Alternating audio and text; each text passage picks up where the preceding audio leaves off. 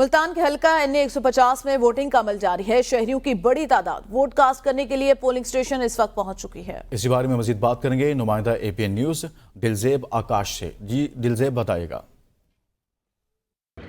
آج بالکل ملتان میں بھی پولنگ کا عمل شروع ہو چکا ہے۔ شہری اس وقت جو ہے پولنگ اسٹیشن پر ووٹ کاسٹ کرتے ہوئے نظر آ رہے ہیں۔ اگر بات کی جائے ملتان کے حلقہ NA 150 کی، تو حلقہ NA 150 میں جو مد مقابل مرکزی امیدوار ہیں پاکستان مسلم کے حاجی جوید اختر انصاری، تحریک انصاف کے حمایت یافتہ امیدوار زین قریشی اور پیپلز پارٹی کے رانا محمود الحسن ہیں۔ اگر اس سوال سے جو ہے PP 217 میں بات کی جائے تو اہم امیدوار جو ہیں وہ پاکستان مسلم لیگ نون کے شیخ طارق رشید صاحب ہیں۔ اس کے ساتھ ساتھ تحریک انصاف کے حمایت یافتہ امیدوار ندیم قریشی، پیپلز پارٹی کے ملک رضوان عابد تھیم ہیں۔ اور اسی طرح PP 218 کے حوالے سے بات کی جائے تو اہم امیدوار جو ہیں اس حلقے سے پاکستان مسلم لیگ نون کے شیخ سلمان نعیم ہیں، تحریک انصاف کے حمایت یافتہ آزاد امیدوار ظہور بھٹا ہیں اور پیپلز پارٹی کے رانا ساجد ہیں۔